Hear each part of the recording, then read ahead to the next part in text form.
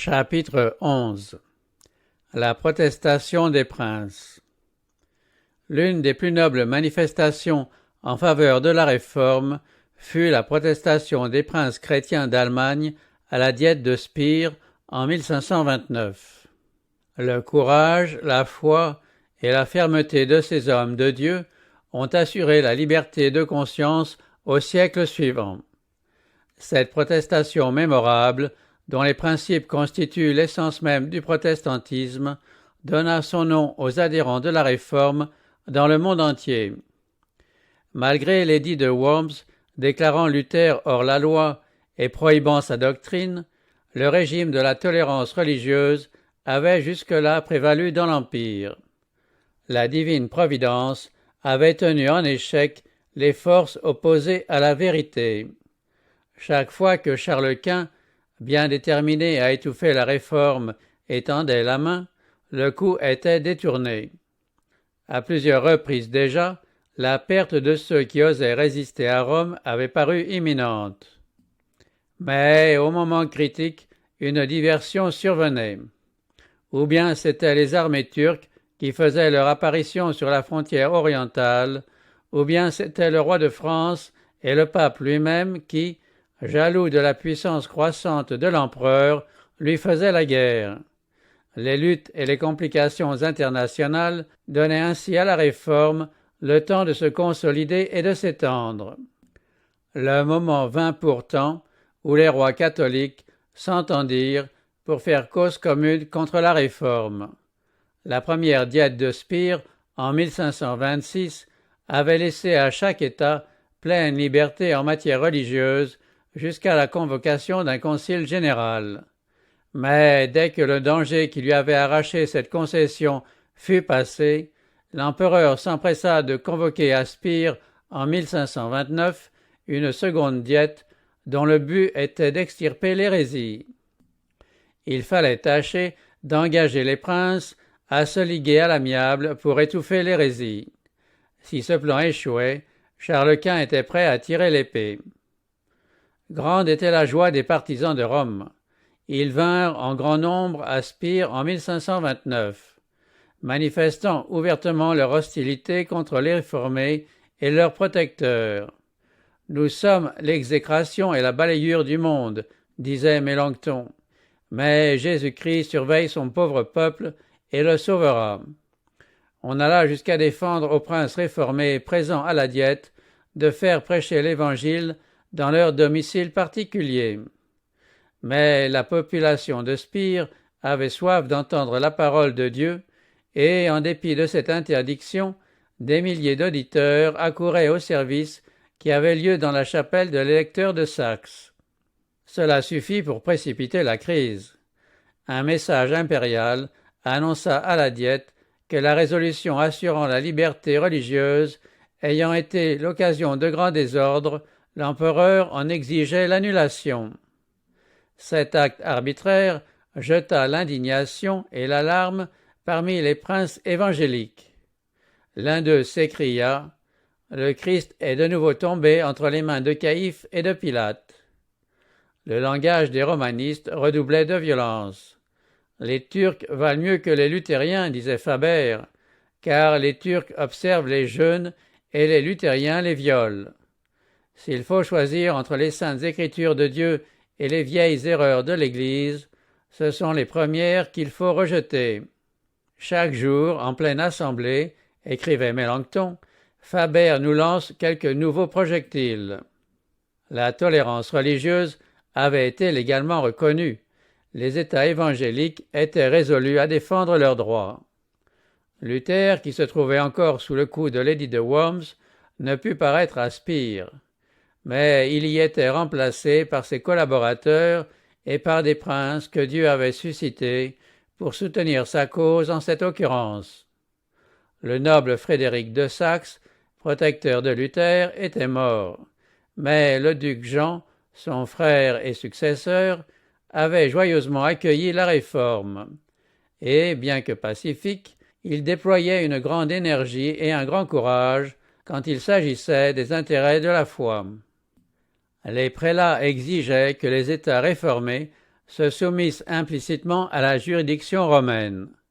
Quant aux réformateurs, ils se réclamaient de la liberté qui leur avait été octroyée. Ils ne pouvaient admettre que les États qui avaient embrassé la parole de Dieu avec enthousiasme fussent de nouveau placés sous le joug de Rome. On finit par proposer le compromis suivant. Là où la réforme n'avait pas établi, l'édit de Worms devait être rigoureusement appliqué. Mais là où l'on ne pourrait l'imposer sans risque de révolte, on ne devait introduire aucune réforme, ni toucher à aucun point controversé. La célébration de la messe devait être tolérée, mais on ne permettrait à aucun catholique d'embrasser le luthéranisme. Ces mesures furent adoptées par la Diète à la grande satisfaction du clergé catholique. Si cet édit était entré en vigueur, la réforme n'eût pu ni s'établir dans les lieux où elle n'avait pas encore pénétré, ni s'édifier sur de solides fondements dans ceux où elle existait déjà. La restauration de la hiérarchie romaine y eût infailliblement ramené les anciens abus. La moindre infraction faite à une ordonnance aussi vexatoire eût fourni aux papistes un prétexte pour achever de détruire une œuvre déjà fortement ébranlée. La liberté de la parole eût été supprimée. Toute conversion nouvelle allait devenir un crime. Et l'on demandait aux amis de la Réforme de souscrire immédiatement à toutes ces restrictions et prohibitions. Les espérances du monde semblaient être sur le point de s'écrouler. Réunis en consultation, les membres du parti évangélique se regardaient avec stupeur. Ils se demandaient l'un à l'autre que faire. De très graves intérêts étaient en jeu pour le monde. Les chefs de la Réforme se soumettront-ils? Accepteront-ils cet édit? Il serait facile à cette heure de crise de faire un faux pas. Que de bonnes raisons, que de prétextes plausibles n'eût-on pas pu trouver pour se soumettre? On assurait aux princes luthériens le libre exercice de leur religion. Le même droit était accordé à tous ceux de leurs sujets qui avaient adopté la réforme avant l'édit. Cela ne devait-il pas les satisfaire? Combien de périls la soumission n'épargnerait-elle pas? En revanche, à quel danger et à quel hasard la résistance ne devait-elle pas les exposer? Qui sait les avantages que l'avenir peut nous apporter? Acceptons la paix, emparons-nous du rameau d'olivier que Rome nous tend, et pensons ainsi les plaies de l'Allemagne. C'est par de semblables raisonnements que les réformateurs eussent pu justifier une ligne de conduite qui eût assuré à brève échéance la ruine de la cause protestante. Fort heureusement, ils ne perdirent pas de vue le principe mis à la base de l'accord proposé. Quel était ce principe? C'était, pour Rome, le droit de contraindre les consciences et d'interdire le libre examen. La liberté de conscience était bien assurée aux princes réformés et à leurs sujets, mais comme une faveur spéciale et non comme un droit. À part ceux qui étaient compris dans cette exception, tous restaient sous le joug de l'autorité. Rome continuait à être le juge infaillible de la foi. La conscience était éliminée. Accepter le compromis proposé, c'était admettre que la liberté de conscience n'était légitime que dans la Saxe réformée et que, pour le reste de la chrétienté, le libre examen et la profession de la foi réformée étaient des crimes dignes de la prison et du bûcher. Pouvait-on donner des limites géographiques à la liberté religieuse?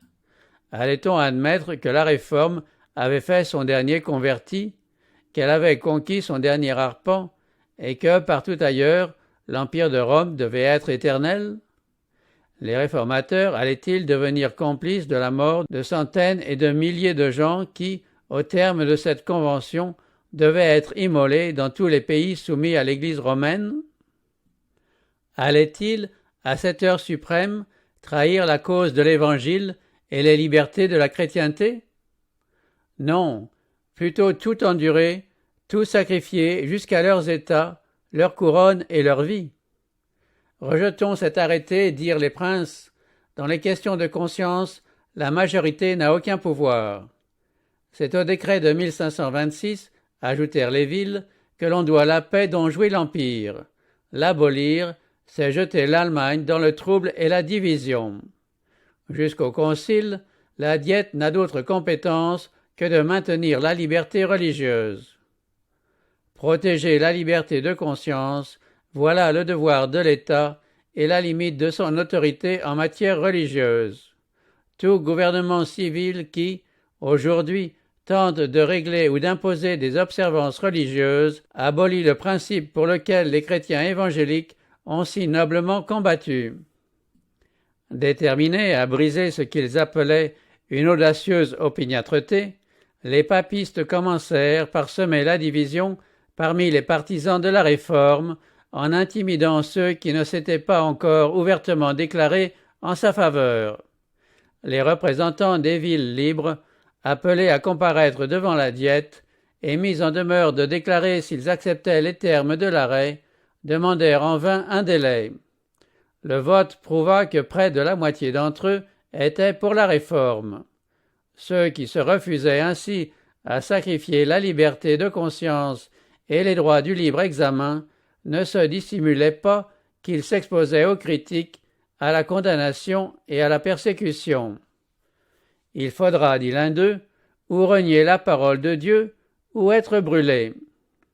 Le roi Ferdinand, représentant de l'empereur à la Diète, comprit que, s'il ne réussissait pas à amener les princes à accepter et à soutenir le décret, celui-ci occasionnerait de sérieuses divisions. Et se doutant bien qu'user de la contrainte avec de tels hommes, c'était les rendre plus déterminés encore, il tenta de les persuader et supplia les princes d'accepter le décret, les assurant que l'empereur leur en saurait un gré infini. Ces hommes courageux, s'inclinant devant une autorité supérieure à celle des rois de la terre, répondirent avec calme « Nous obéirons à l'empereur dans tout ce qui peut contribuer au maintien de la paix et à l'honneur de Dieu. » Sans tenir compte de cette déclaration, le roi annonça enfin, en pleine Diète, que l'édit allait être rédigé sous forme de décret impérial. Puis, il annonça à l'électeur de Saxe et à ses amis qu'il ne leur restait plus qu'à se soumettre à la majorité. Cela dit, il se retira de l'Assemblée sans donner aux réformateurs l'occasion de lui répondre. En vain, ils lui envoyèrent une députation pour le prier de revenir. « C'est une affaire réglée, répondit le roi, il n'y a plus qu'à se soumettre. » Bien que le parti impérial sût que les princes chrétiens étaient déterminés à considérer les saintes écritures comme supérieures aux doctrines et aux lois humaines, et que là où ce principe était reconnu, l'autorité du pape serait tôt ou tard abolie, il croyait que la cause de l'empereur et du pape était la plus forte. Si les réformateurs avaient compté sur le seul secours de l'homme, ils eussent été aussi impuissants que les partisans du pape le supposaient. Mais leur force allait se révéler. Ils en appelèrent du décret de la Diète à la parole de Dieu et de l'empereur Charles à Jésus-Christ, le roi des rois et le seigneur des seigneurs.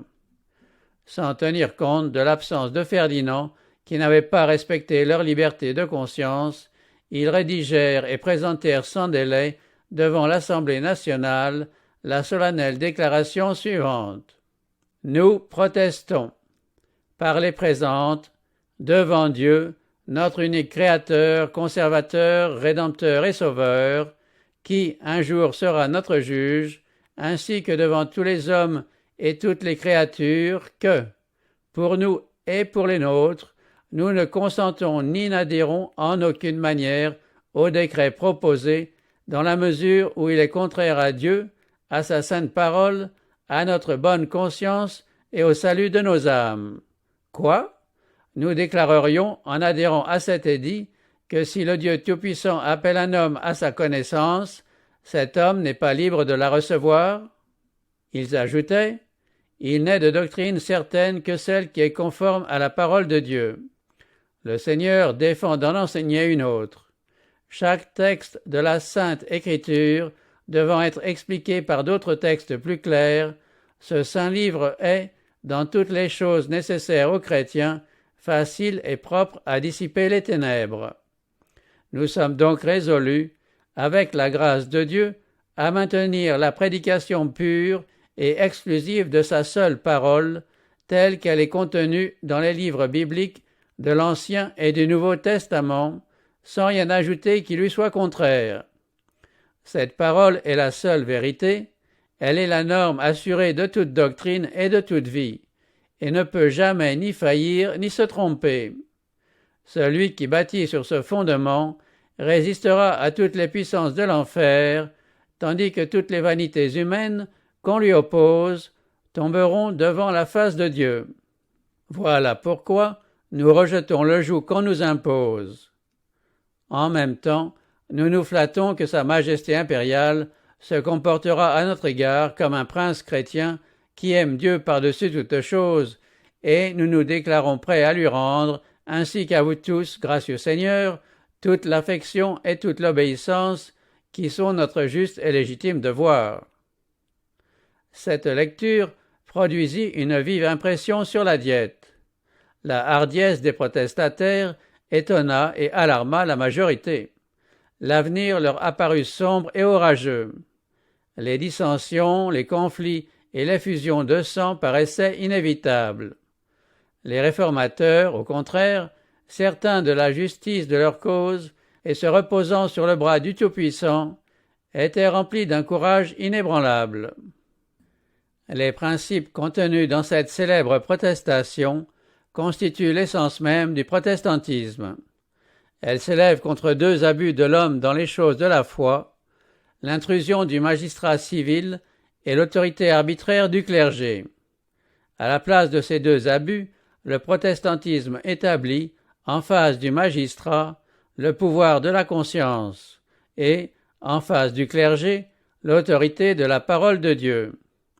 D'abord, il récuse le pouvoir civil dans les choses divines et dit, comme les apôtres et les prophètes, il faut obéir à Dieu plutôt qu'aux hommes. Sans porter atteinte à la couronne de Charles Quint, il maintient la couronne de Jésus-Christ. Mais il va plus loin. Il établit que tout enseignement humain doit être subordonné aux oracles de Dieu. Les protestataires ne prétendaient pas seulement au droit de croire et de pratiquer leur foi, mais aussi à celui d'exprimer librement ce qu'ils estimaient être la vérité, et ils contestaient aux prêtres et aux magistrats le droit de les en priver. La protestation de Spire s'élevait solennellement contre l'intolérance religieuse et affirmait catégoriquement le droit de tout homme à servir Dieu selon sa conscience. Cette déclaration, bientôt gravée dans des milliers de mémoires, fut enregistrée dans les livres du ciel, d'où aucun effort humain ne pouvait l'effacer. Toute l'Allemagne évangélique adopta la protestation comme l'expression de sa foi. Dans ce manifeste, chacun voyait le présage d'une ère nouvelle et meilleure. L'un des princes dit au signataire de Spire que le Dieu Tout-Puissant qui vous a fait la grâce de le confesser publiquement, librement et sans aucune crainte, vous conserve dans cette fermeté chrétienne jusqu'au jour de l'éternité. Si, après avoir obtenu un certain succès, la Réforme avait consenti à temporiser pour obtenir la faveur du monde, elle eût été infidèle à Dieu et à elle-même, et eût ainsi préparé sa ruine. L'histoire de ces nobles réformateurs contient un enseignement pour tous les siècles à venir. La tactique de Satan contre Dieu et contre sa parole n'a pas changé. Il est tout aussi opposé aujourd'hui qu'au XVIe siècle à ce que la parole de Dieu soit la règle de la foi et de la vie. Il existe de nos jours une forte tendance à s'éloigner de la saine doctrine. Il est donc nécessaire de revenir aux grands principes protestants, les Écritures seules règles de la foi et de la vie. La puissance antichrétienne, rejetée par les protestataires de Spire, travaille avec une énergie accrue à reconquérir sa suprématie perdue. Un attachement indéfectible à la parole de Dieu, tel celui dont firent preuve les réformateurs, est, à cette heure de crise, la seule espérance de toute œuvre de réforme. Divers indices faisaient craindre pour la sécurité des protestants. Certains faits, en revanche, montrait que la main de Dieu était prête à les protéger. Vers ce temps-là, Mélenchon conduisait précipitamment vers le Rhin, à travers les rues de Spire, son ami Simon Grynéus, le pressant de traverser le fleuve.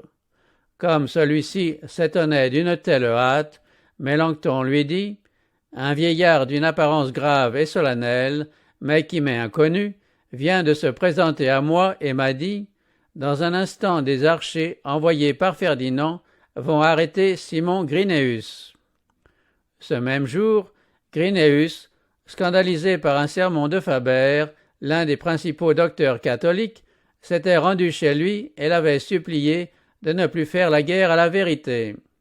Faber avait dissimulé sa colère, mais s'était aussitôt rendu chez le roi et il avait obtenu des ordres contre l'importun professeur de Heidelberg. Mélenchon ne doutait pas que Dieu avait sauvé son ami par l'envoi d'un de ses saints anges. Immobile au bord du Rhin, il attendait que les eaux du fleuve eussent dérobé Grynéus à ses persécuteurs. Enfin, s'écria-t-il, en le voyant sur l'autre bord, le voilà arraché aux dents cruelles de ceux qui boivent le sang innocent. De retour dans sa maison, Mélenchon apprit que des archers venaient de fouiller sa demeure à la recherche de Grynéus. La réforme devait, d'une manière plus pressante encore, s'imposer à l'attention des grands de la terre. Le roi Ferdinand, ayant refusé une audience aux princes évangéliques, ces derniers devaient avoir l'occasion de présenter leur cause devant l'empereur et les dignitaires de l'Église et de l'État réunis. Pour apaiser les dissensions qui troublaient l'Empire, un an après la protestation de Spire, Charles Quint convoqua à Augsbourg une diète qu'il voulut présider en personne. Les chefs protestants y furent convoqués. De grands dangers menaçaient la réforme, mais ses amis et ses défenseurs remettaient leur cause entre les mains de Dieu et s'engageaient à tenir ferme pour l'Évangile. L'entourage de l'électeur de Saxe lui conseillait de ne pas s'y rendre. L'empereur, lui disait-on, convoque les princes pour leur tendre un piège. N'est-ce pas courir un trop grand risque, disait-il, que d'aller s'enfermer dans les murs d'une ville avec un puissant ennemi? D'autres lui disaient, pleins d'une noble confiance, que les princes se comportent seulement avec courage et la cause de Dieu sera sauvée. Dieu est fidèle et il ne nous abandonnera pas, disait Luther. Accompagné de sa suite, l'électeur se mit en route pour Augsbourg. Tous connaissaient le péril que courait ce prince, et beaucoup se rendaient à la diète, le cœur troublé par de sombres pressentiments. Mais Luther, qui les accompagna jusqu'à Cobourg, ranima leur foi par le chant du fameux cantique « C'est un rempart que notre Dieu » écrit en cours de route. Maint lugubre présage fut dissipé, et maint cœur accablé fut soulagé à l'ouïe de ces strophes immortelles. Les princes réformés avaient décidé de présenter à la diète un exposé systématique de leur foi avec les passages des Saintes Écritures à l'appui. Cette confession, rédigée par Luther, Mélenchon et leurs collaborateurs, fut adoptée comme l'exposé de leurs convictions religieuses par les protestants réunis qui apposèrent leur signature sur cet important document. C'était un moment solennel et critique. Les réformateurs désiraient surtout ne pas mêler leur cause à la politique. Ils étaient convaincus que la réforme ne devait pas exercer d'influence étrangère à celle de la parole de Dieu. Aussi, comme les princes s'avançaient pour signer la confession, Mélenchon s'interposa en disant « Ceci regarde les théologiens et les ministres. Réservons d'autres questions à l'autorité des grands de la terre. » « À Dieu ne plaise que vous m'excluiez, rétorqua l'électeur Jean de Saxe. Je suis prêt à faire mon devoir sans m'inquiéter de ma couronne. Je veux confesser le Seigneur. Mon chapeau électoral et mon hermine ne valent pas pour moi la croix de Jésus-Christ. Je laisserai sur la terre ces insignes de ma grandeur, mais la croix de mon maître m'accompagnera jusqu'aux étoiles. Cela dit, il apposa sa signature. Un autre dit, si l'honneur de Jésus-Christ mon Seigneur le requiert, je suis prêt à laisser derrière moi mes biens et ma vie. Plutôt renoncer à mes sujets et à mes états, Plutôt partir du pays de mes pères un bâton à la main, plutôt gagner ma vie en ôtant la poussière des souliers de l'étranger, que de recevoir une doctrine différente de celle qui est contenue dans cette confession. Telles étaient la foi et l'intrépidité de ces hommes de Dieu. Le moment de comparaître devant l'empereur arriva enfin. Charles Quint, assis sur son trône et entouré des électeurs et des princes, accorda audience aux réformateurs protestants. Ces derniers donnèrent lecture de leur confession de foi. L'auguste assemblée entendit un clair exposé de la vérité évangélique et l'énumération des erreurs de l'Église papale.